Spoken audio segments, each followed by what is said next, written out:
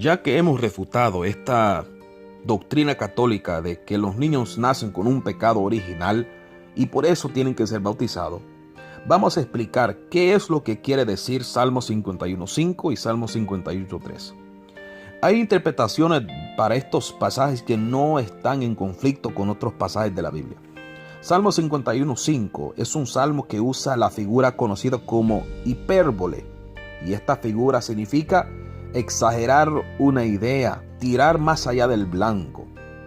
Esta forma de expresarse exagera de una manera evidente para dar énfasis al pensamiento.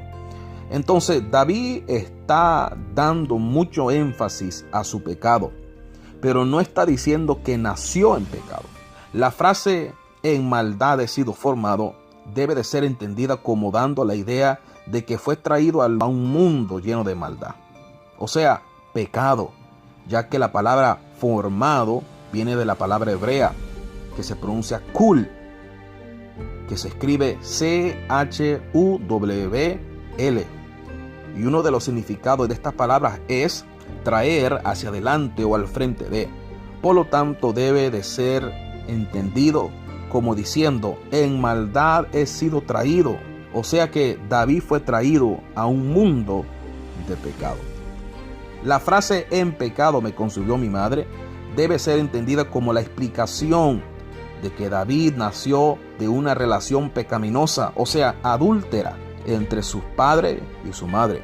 Ahora, el texto no nos dice o no nos especifica con claridad que este fue el caso, ya que solo sabemos el nombre de su padre y no el nombre de su madre. Salmo 58.3 dice: se apartaron los impíos desde la matriz, se descarriaron hablando mentira desde que nacieron. Este pasaje tampoco comprueba en que los niños nacen en pecado, ya que el texto no tiene evidencia lógica de que este sea el caso. Por ejemplo, si hubiera dicho el texto "se apartaron desde la matriz", entonces es posible que se entienda como que estuviera hablando de todos los seres humanos. Pero el salmista es muy cuidadoso en aclarar de quién se está hablando. Y él dice: los impíos se apartaron desde la matriz. ¿Qué pasa con los que no son impíos? ¿Dónde quedan ellos? Otra cosa que debemos de tener en cuenta es esta pregunta: ¿hablan los niños cuando nacen? ¿Pueden los niños hablar mentiras cuando nacen? Claro que no. Ellos no pueden hablar mentiras, ya que todavía no pueden pronunciar palabras. Entonces, ¿cómo pueden ellos hablar mentiras? Y el texto dice: se descarriaron hablando mentiras desde que nacieron. Ahora, en este contexto, el salmista David dice en el verso 6, hablando de los impíos: Dios quiebre sus dientes en sus bocas.